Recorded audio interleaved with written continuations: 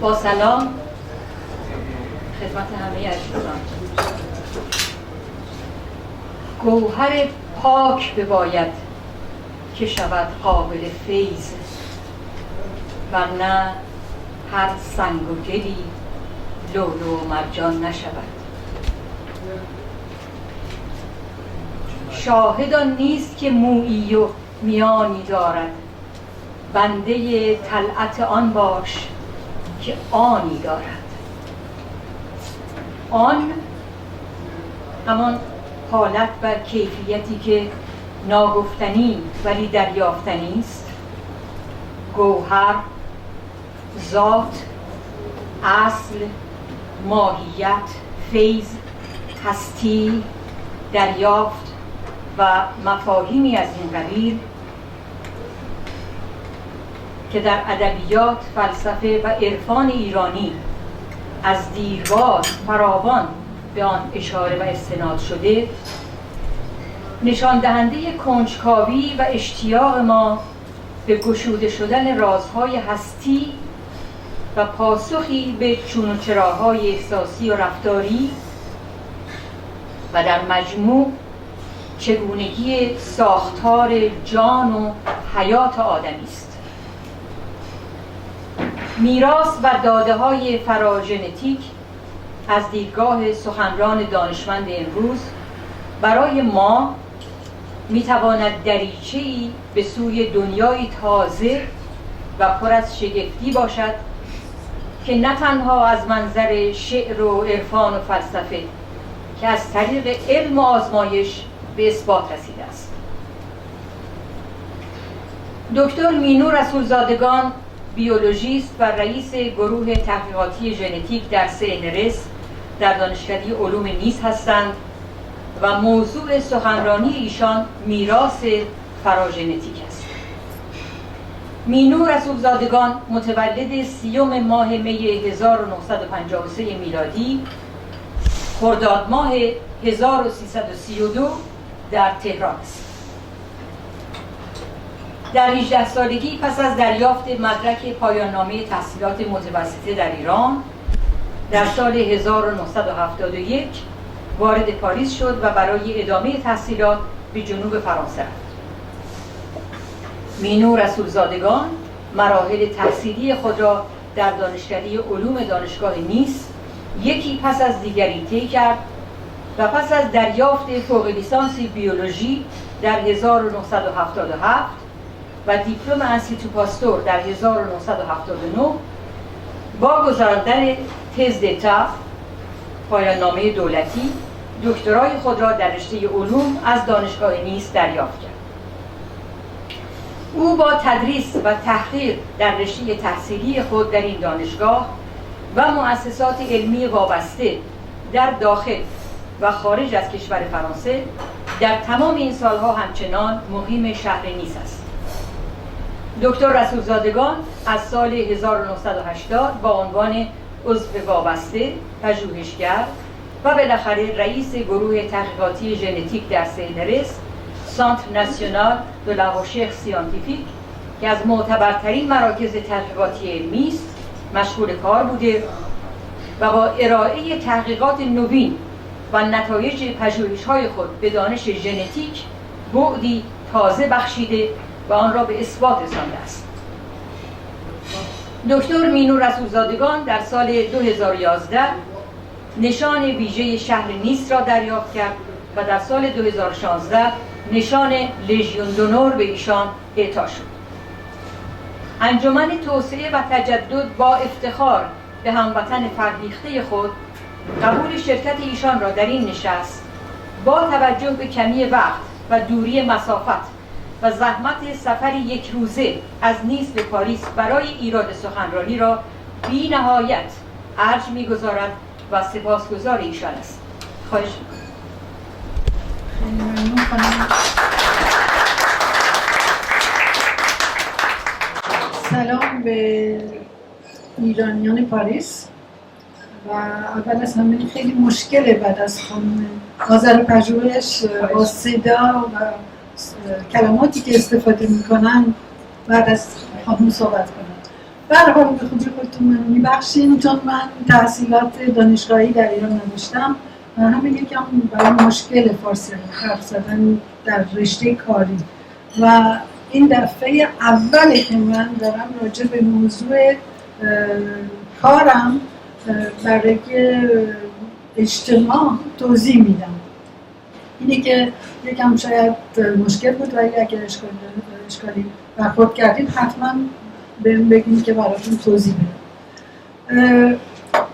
وراثت بالا فراتر از ژن‌ها یک حالتیه که ما هممون حس کردیم، ولی قبل از اینکه من راجع به موضوع کار صحبت کنم، من بگم که چندین کلمه هست که این کلمه ها به صورت جهانی استفاده میشه، مثل مثلا ژن، مثل ژنوم، مثل کروموزوم، مثل میتاسیون، مثل فنوتیپ. بنابراین اینا رو دیگه من به طور قول فرانسوی یا روتین به طور عادی مصرف خواهم کرد، ولی اگر اشکالی داشت حتما منو مجبورم کنیم که بهتون توضیح بدم در هر قسمتش. این ترجمه وراثت فراتر از ژن از گوگل وقتی که چاپ میکنیم میچسبونیم توی پاورپوینت و اوقاتش اشکال پیدا میکنیم. و قبل از اینکه راجع به کار صحبت کنم، بازم سعی میکنم به صورت خیلی خلاصه تاریخچه این رشته رو براتون توضیح بدم، ولی خیلی خیلی کوتاه مدت، چون وقت زیاد میگیره. اگه شروع کنیم به تاریخچه این رشته، اسم ژان باتیست لامارک در اول قرار میگیره. این متفکر فرانسوی که در اکادمی علوم عضو بوده، اولین کسیه که تئوری کلی تکامل موجودات زنده رو بهش اشاره میکنه و اولین کسیه که حالت زیستشناسی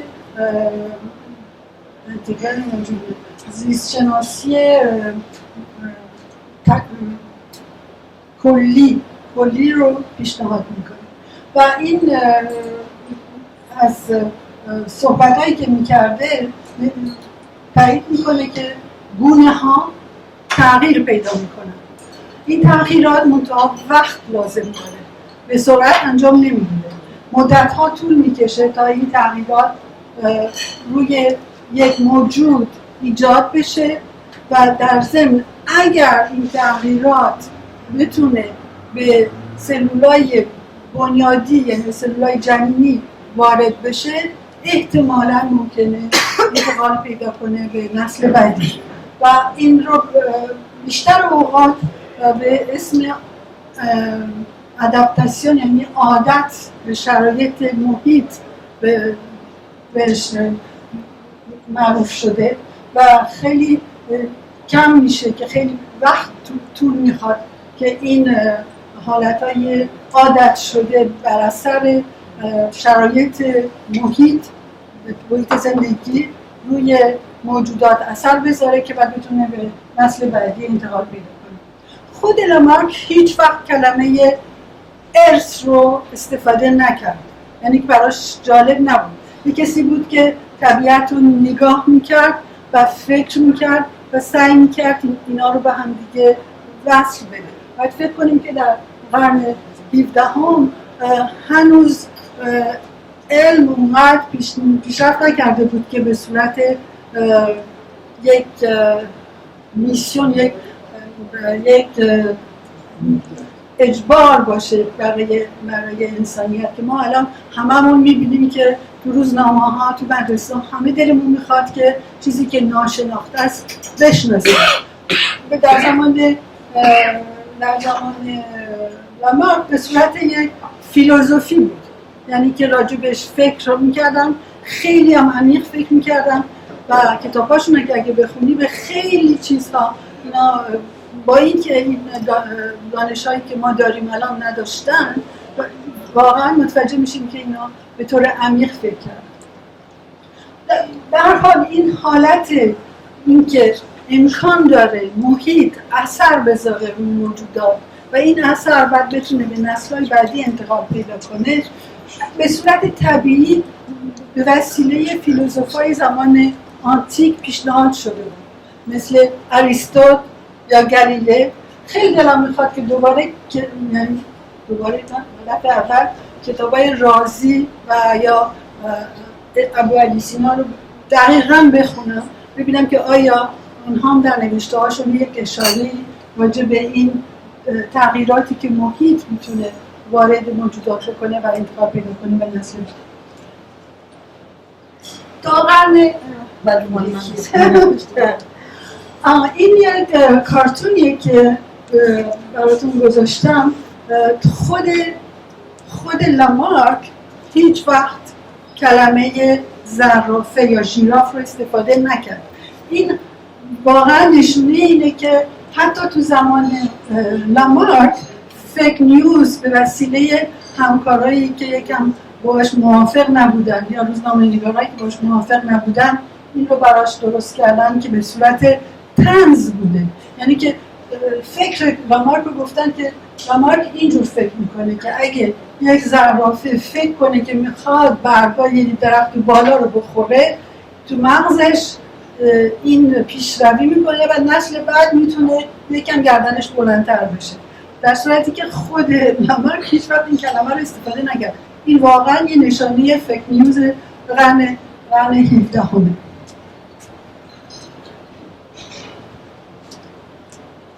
انگلیسی‌ها در چندین رشته نشون دادن که خیلی قوی هستن در انتخاب کلمه برای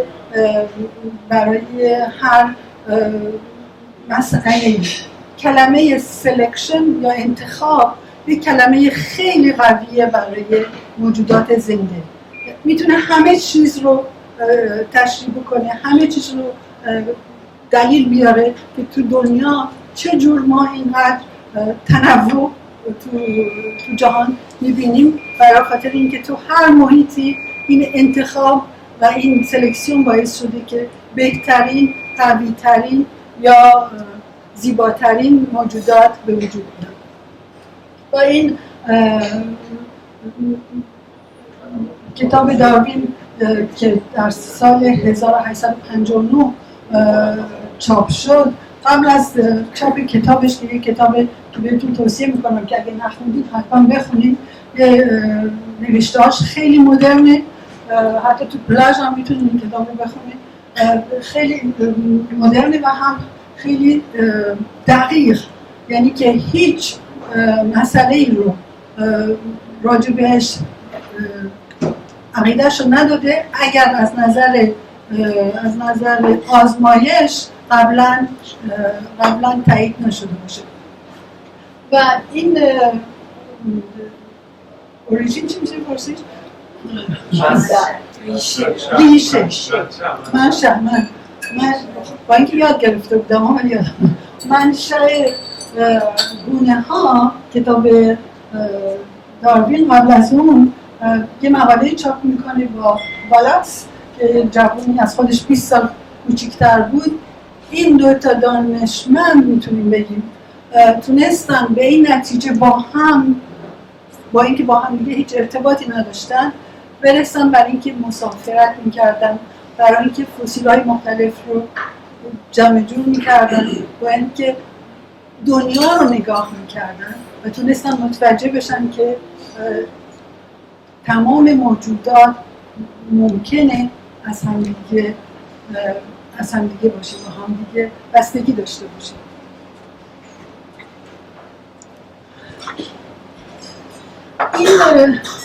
این تئوری ارث که امکانش هست که محیط روش اثر بذاره تا قرن 19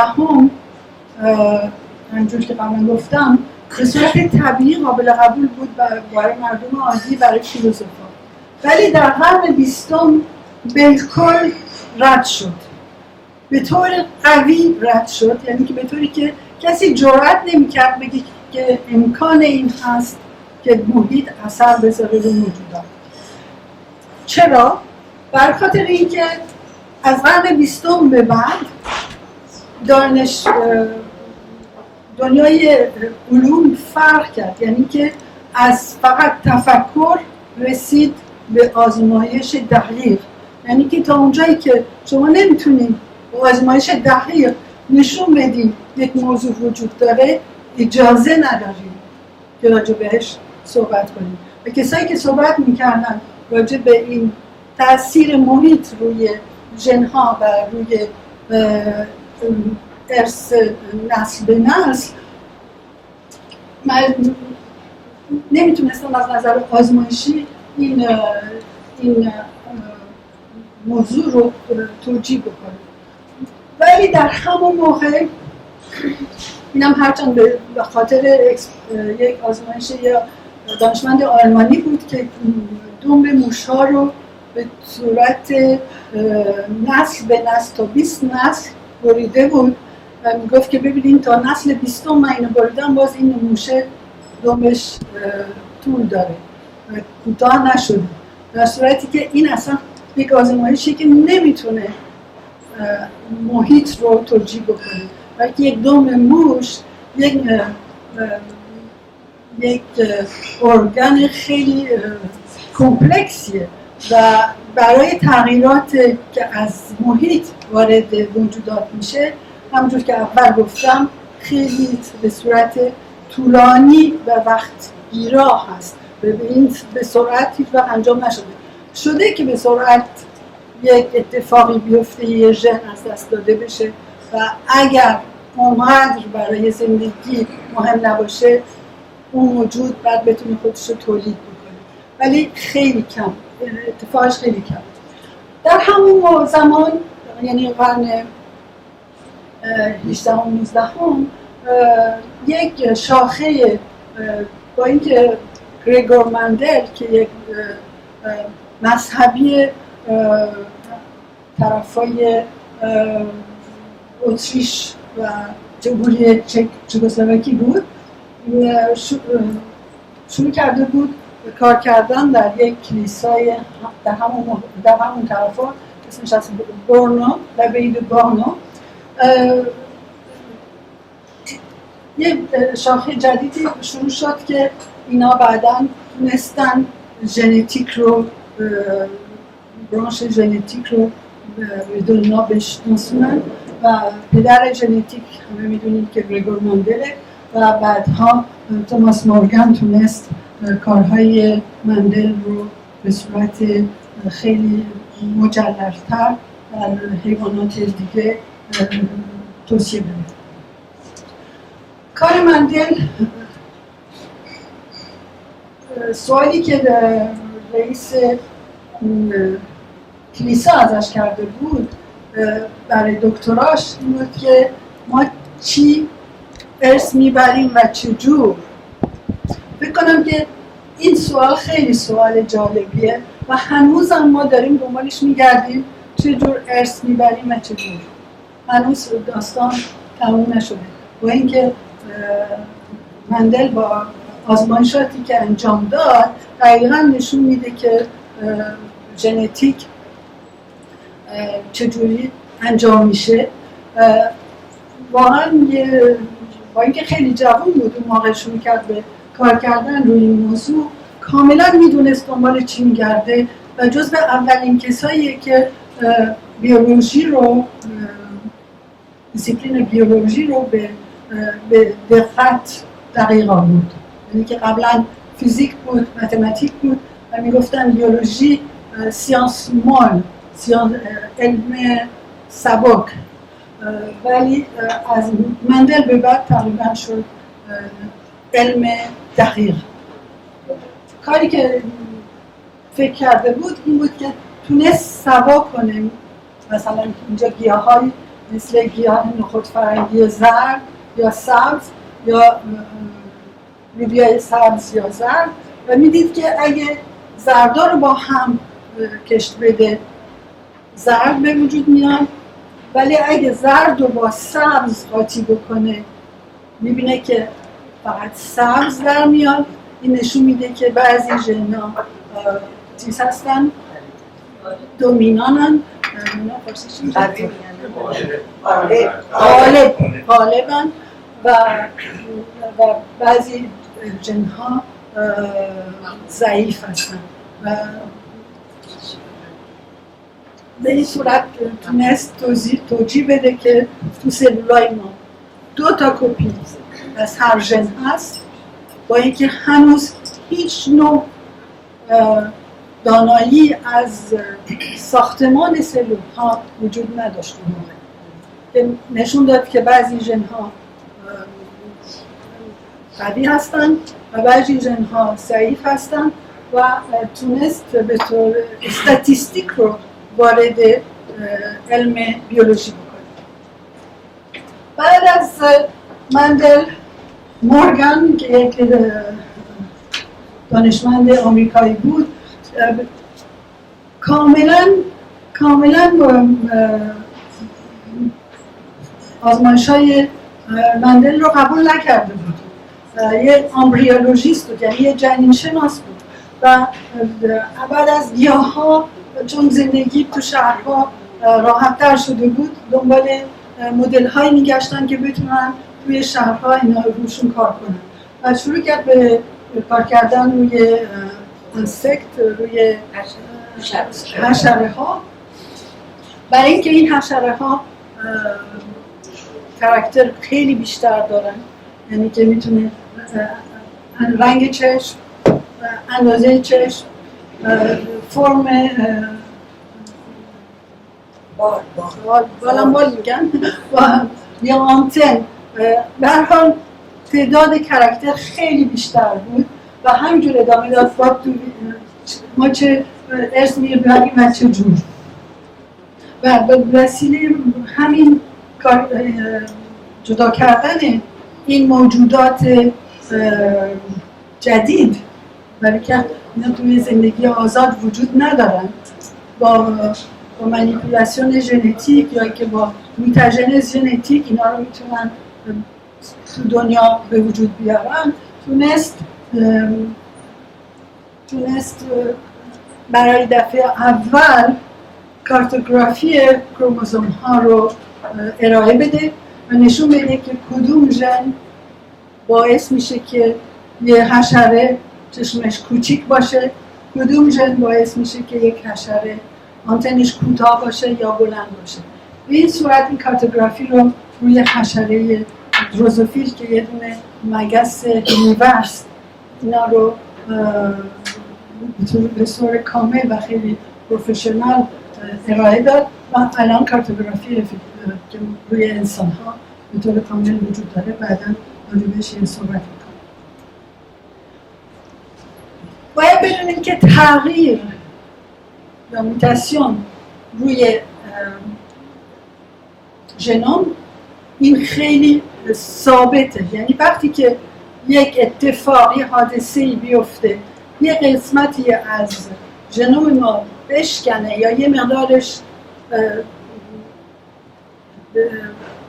برداشته بشه یا اینکه یه مقدارش بهش اضافه بشه، این کاملا ثابته، یعنی که خیلی نادره که بتونیم اینو دوباره تعمیرش بکنیم و معمولا این موتاسیون ها که خیلی نادرن به صورت 1 در 10 میلیون تقسیم سلولی به وجود میاد و این اشتباه ها معمولا در ژنتیک غیر قابل برگشته، یعنی که از وقتی که این اشتباه روی نخ روی ژنوم ایجاد شده، به نسل‌های بعدی همینجور انتقال پیدا می‌کنه. در سالهای 1930 و 50 یک تعداد زیادی از دانشمندایی که روی این مسئله فکر می‌کردن هنوز متوجه نشده بودن که آیا این کارهایی که داره انجام میشه با ژنتیک آیا ربطی داره با تئوری تکاملی که داروین و لامارک پیشنهاد کرده بودن و متوجه میشن که این فرکانس موتاسیونی که وجود داره کاملا میتونه تشریح بده این تکاملی که سالها طول میکشه تا به انجام بده. در سال 1943 بود که فقط دینا، یعنی که نخ زندگی، کتاب زندگی کشف بشه. مولکول دینا تا سال 1943 هنوز شناخته شده نبود و در سال 1953 برای اولین بار ساختمان این دینا پیشنهاد میشه بر اساس آزمایشات کریستالوگرافی به وسیله دانشمندان دیگه. ولی خب واتسون و کریک زود متوجه میشن چون انگلیسیدان قدیم بودن، بلافاصله مقاله رو می‌نویسن و به اسم خودشون تمام میکنن. و سالهای 1961 تا 63 آزمایشات خیلی مهم زرنگ، واقعا آدم باید خیلی باهوش و خیلی فارسی خیلی باید زرنگ و بلا باشه که متوجه بشه چجوری این ژن میتونه بعد تبدیل بشه به یه پروتئین و این کد ژنتیک چی هست. در این سالها بود که تونستن این مشکل رو کاملا حل بکنن. این نخ دیناست، همجور تکرار شده 4 تا حروف به طور نمیدونیم به طور تصادفی یا اینکه یک قانونی درش هست، ولی این طولش خیلی زیاده. مثلا طول یک ژنوم یک باکتری 1.5 میلیمتر، این فقط برای خاطر اینکه شما یه ایده داشته باشین. مال انسان مثلا 2 متره و مثل اینه که شما مثلا یک نخ 20 کیلومتری رو بخواید فرو کنین توی یه دونه تصریف برای قبل خوردن. این باید حتما یک ارگانیزیشن یا یک ساختمان یا آرشیتکتوری داشته باشه که بتونه تو این دست قهوه قرار بگیره. خب وقتی که شروع میکنیم به این نخ دینا رو جمع جور کردن و یک ساختمانایی به وجود میاد روی بر اساس جمع شدن دینا با پروتئین ها و روی کروموزوم تبدیل میشه به کروماتین. کروماتین قبلا داشتیم کروموزوم که دینا بود. کروماتین وقتی که پروتئین با دینا با هم جمع شدن و این ساختمان ها قابل تنظیم هستن، یعنی که از این ساختمان ها یه سری ژن ها بیان میشن، تبدیل میشن به پروتئین که این پروتئین بعدا میتونن بیان بیان این ژن ها رو کنترل بکنن. بعد از مولکول دینا مولکول مهم زندگی دیگه آیرن هست. آیرن یه مولکول یک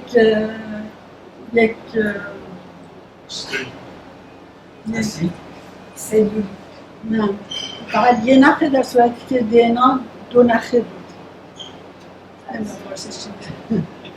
دوبل هلیس. دینا شناخته شده است با ساختمان دوبل هلیس، همینجور که مثل اگه شما شاتوی شامبور رفته باشین توش یه دونه پله هست که به صورت دوبل هلیسه.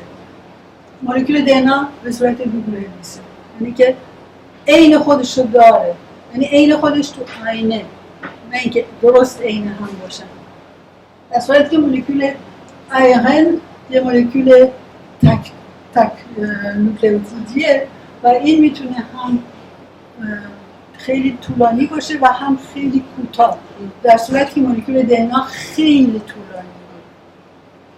مال باکتری یا مال ویروس کوتاه، ولی مال کروموزوم‌های ما خیلی خیلی طولانیه، ولی مولکول دینا هیچ وقت نمیتونه به طولانی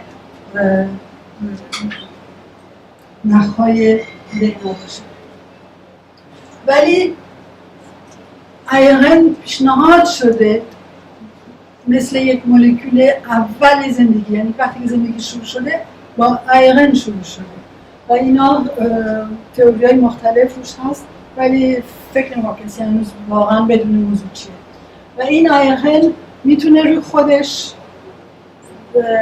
دوباره جمع بشه و یه شکل‌های مختلف بگیره و این ARN میتونه با DNA جمع بشه، باز یه ساختمان دیگه به وجود بیاره.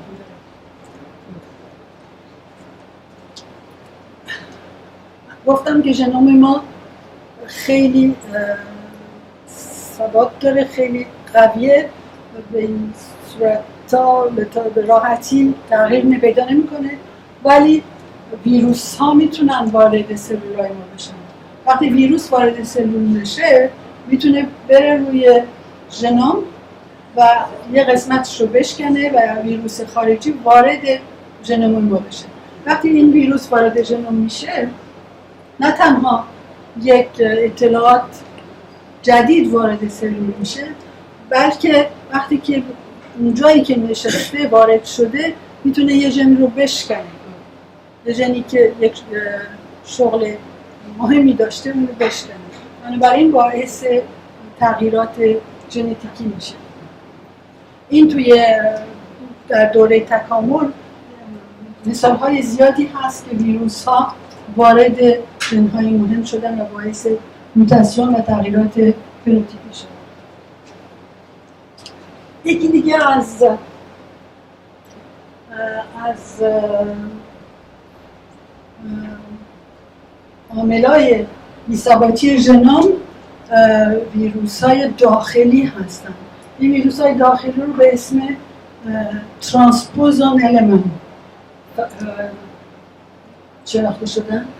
خانم باربارا مکینتوک اینو کشف کرد در سال‌های 1945 1950 و 40 سال طول کشید تا اینکه جایزه نوبل بهش دادن و این جمله‌شو من خیلی دوست دارم که باید منتظر زمان مناسب برای تغییر مفهومی باشیم.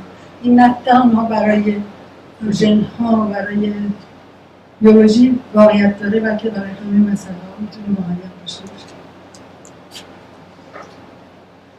این نشون میده این بلال زیاد سرخ شده کنار دریای خزر نیست.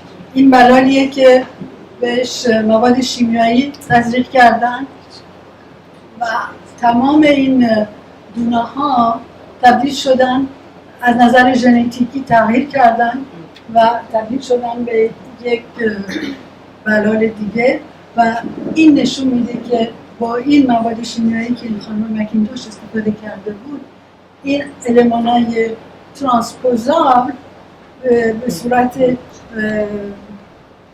چجور بگم از توی ژنوم در اومدن و خودشون رو رشد دادن و پخش شدن توی قسمت‌های مختلف کروموزوم بلال. این هم مدل، داریم میرسیم به مدل کاری من که موشاست. موشا رو شاید توی آشپزخانه‌تون تا حالا دیده باشید، مخصوصا اونی که بالا دست چپه. همینجور برای موشا تونستن بیشتر از 100 سال الان میوتاسیون‌های مختلف درش ایجاد کردن و تونستن نشون بدن که کدوم ژن باعث کدوم فنوتیپ یا کدوم کاراکتر، کدوم شخصیت میشه. و وقتی صحبت میکنیم از ژنتیک، برای چی؟ ژنتیک میدونیم که اگه تغییر در سکانس دی‌ان‌ا به وجود بیاد باعث بیماری میشه و این تغییرات ژنتیکی در بیماری ها وجود داره، در بیماری‌های انسان که برامون بعضی بیشتر اوقات مسئله بزرگیه و این چه ربطی با بیماری ها داره؟ مثلا اگر این تغییرات در سلولای بنیادی، سلولای جنینی باشه، میتونه بعد از یک نسل به نسل دیگه انتقال پیدا کنه، مثل تومور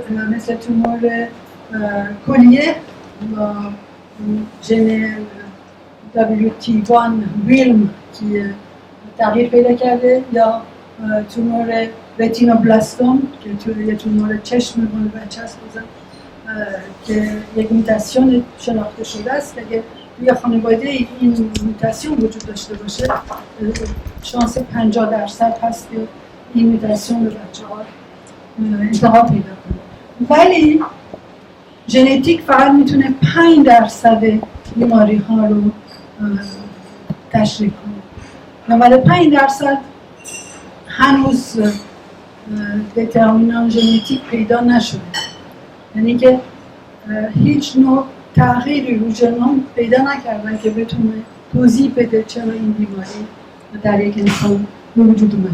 برای همین کلمه اپیژنتیک رو از حالا به بعد استفاده خواهم کرد. آخرین کسی که دانشمندی که براتون معرفی میکنم کنراد هالودینگتونه. یه بار دیگه یه دانشمند انگلیسیه که تونست کلمه اپیژنتیک رو استفاده کنه و خوب تونست این رو جایگزین بکنه.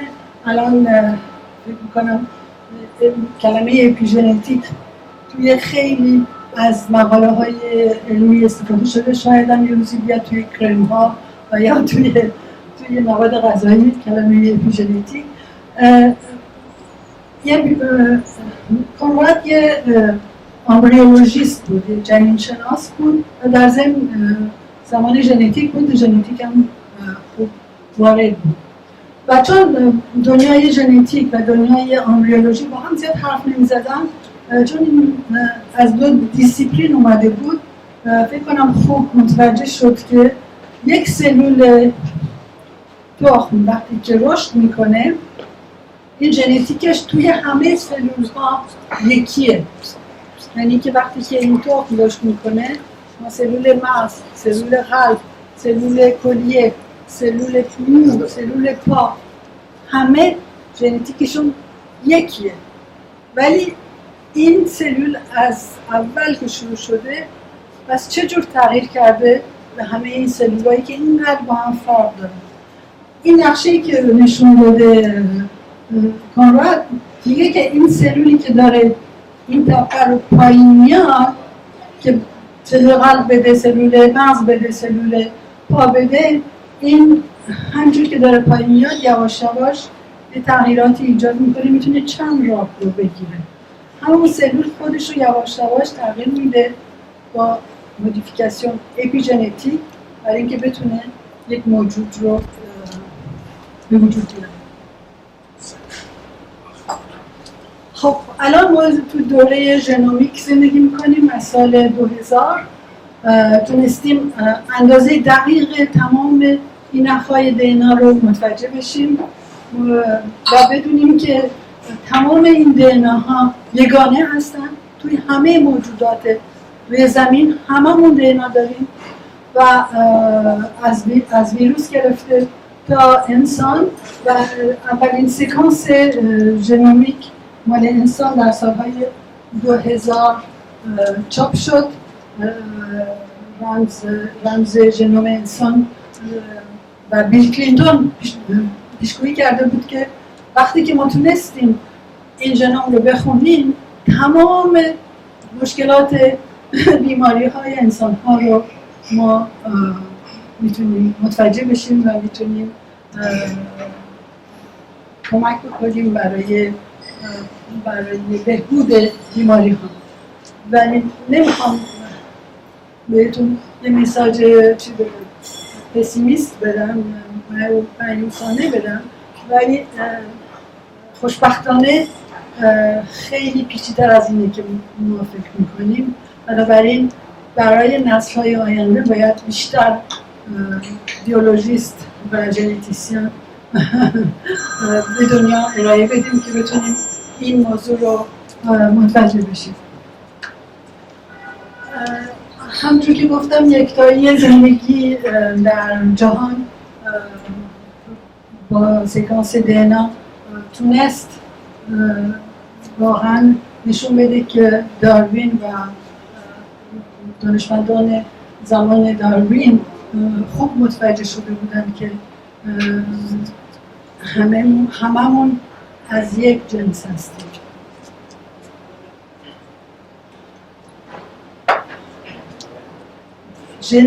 توی بدن ما ژن هایی که برای پروتئین میتونن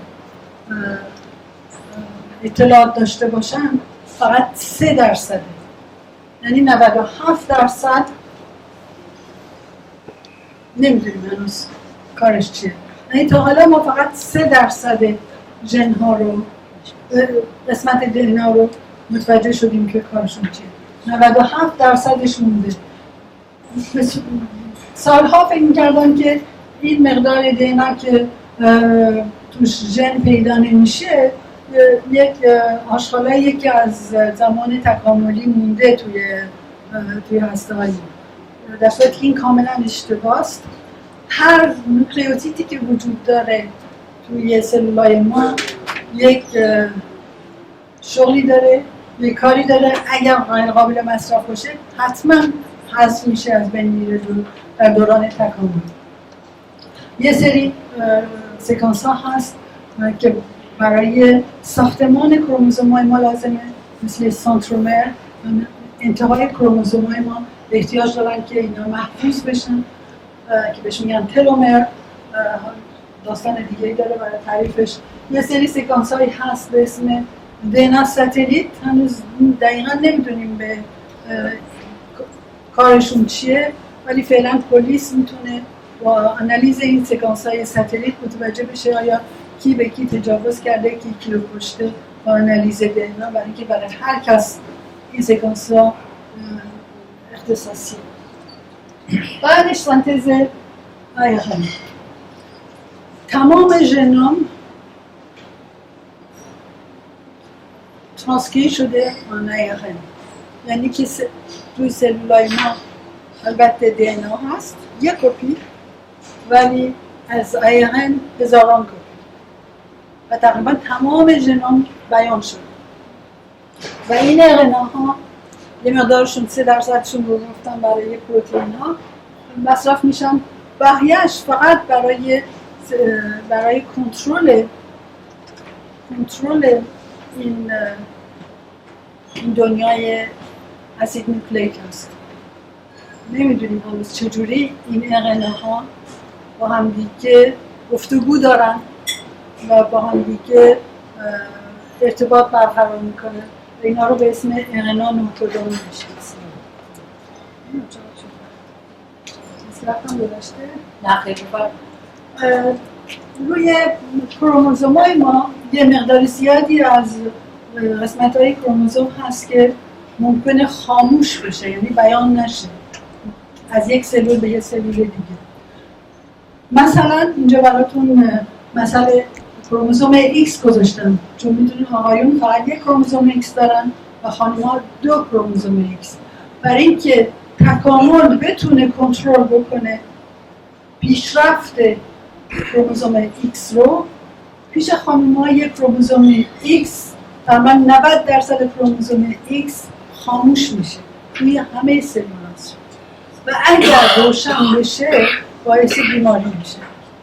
و بنابراین یک سری اطلاعات وجود داره تو هر سلولی که بتونه این قسمت‌ها رو خاموش نگه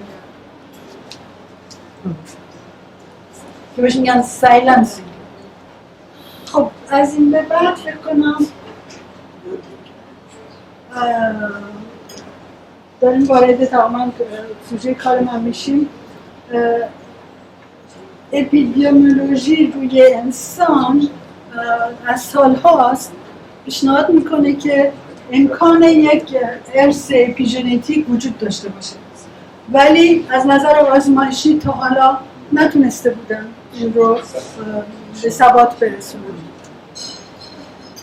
اولین مثال که تونستیم ارث اپیژنتیک رو با آزمایش نشون بدیم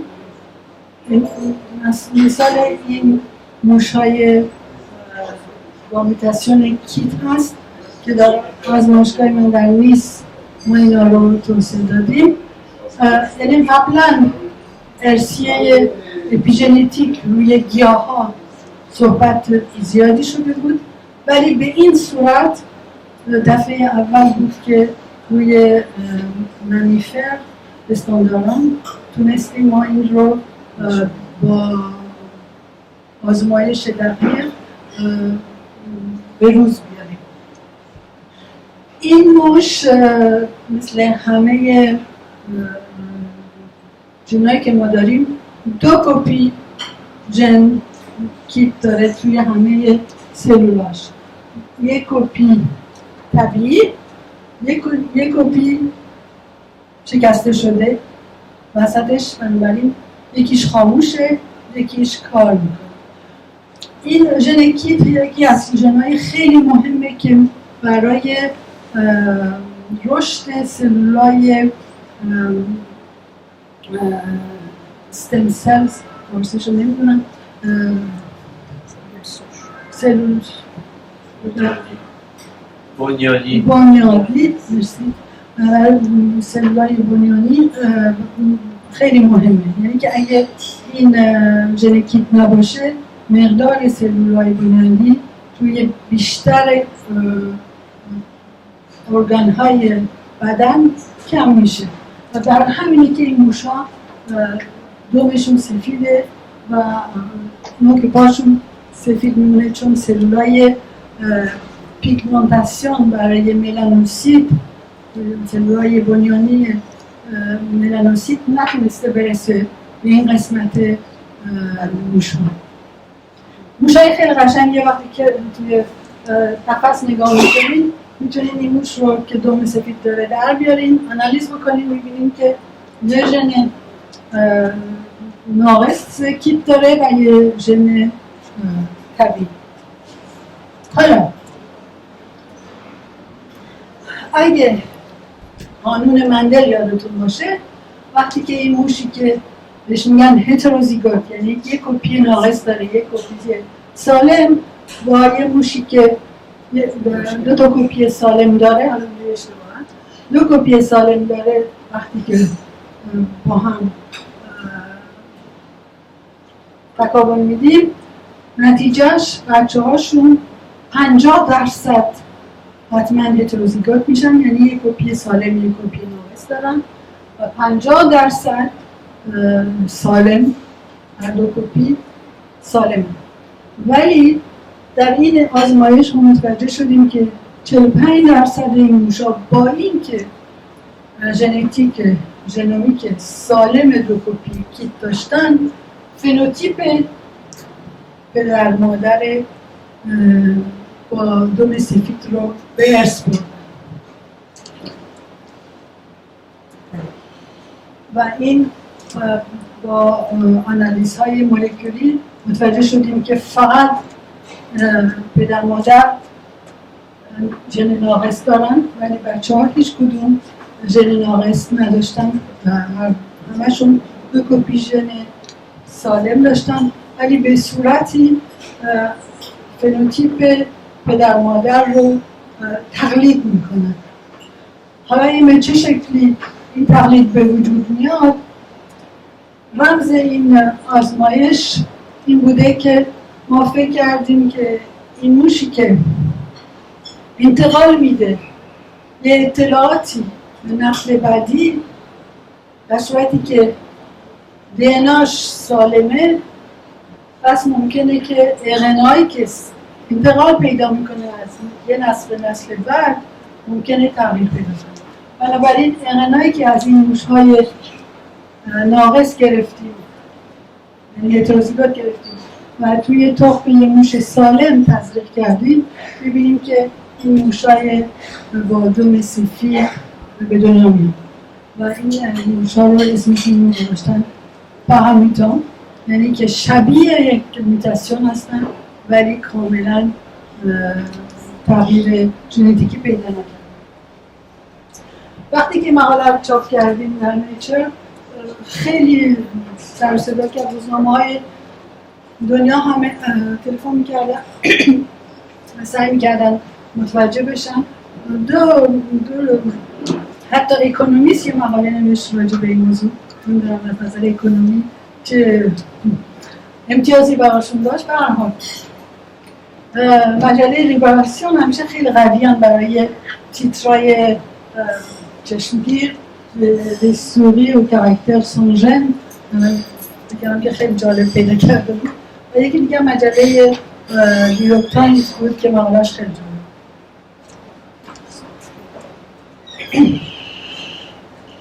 اینجا دو کلیشه از قلب یه موشه، هر دو کلیشه از یه موشی هستن که از نظر ژنتیکی کاملا شبیه همن، هیچ فرقی پیدا نمی‌کنیم بکنیم بین دو تا موش از نظر ژنتیکی، ولی همونجور که می‌بینین این آیقن اپیژنتیک تونسته بالکل ساختمان قلب این موش رو خراب کنه. این موشا هیپرتروفی کاردیاک دارن، قلبشون سلولاش بزرگه، مشکل ضربان قلب دارن نسبت به قلب یک موش طبیعی که کاملا به صورت مرتب سلولات کنار هم دیگه قرار گرفته. یا مثلا با این RNA که ما استفاده کردیم تو این آزمایش نشون دادیم که این سلولای بنیادی میتونن خیلی تندتر رشد بکنن و به صورت خیلی جالب تعداد دوقلوها خیلی بیشتر میشه با در وجود آوردن این موشا. بنابراین دوقلو بودن ممکنه زیادی یک تیپ آیقن باعث بشه که نزاد دوقلو بیشتر بشه. بعد از اینکه ما این آرتیکل رو چاپ کردیم در سال 2008 یه آرتیکل نیچر چاپ شد که متوجه شدن که خیلی از کاراکترها هست که نمیشه با ژنتیک با اینکه با تکنیکای سکانساژ با تکنیکای خیلی قوی الان میتونن کاملا ژنوم رو بخونن، نتونستن توجیه بدن که این فرق‌ها چیه. بنابراین تیترش این بود The Case of Missing Heritability. داریم میرسیم دیگه به تقریبا آخر. بین موش و انسان زیاد فرق نمیکنه. دسته چپ اسپرماتوزوید انسانه، اسپرماتوزوید انسان هم ناتوش خیلی زیاده. دست راست اسپرماتوزوید موشه که در حالتهایی که ما بهش RNA تزریق کردیم مقدار RNA خیلی بیشتر میشه. بنابراین اون چیزی که تو موش پیش میاد حتما روی انسان پیش میاد، یعنی تو این موارد زیاد فرقی نخواهیم داشت.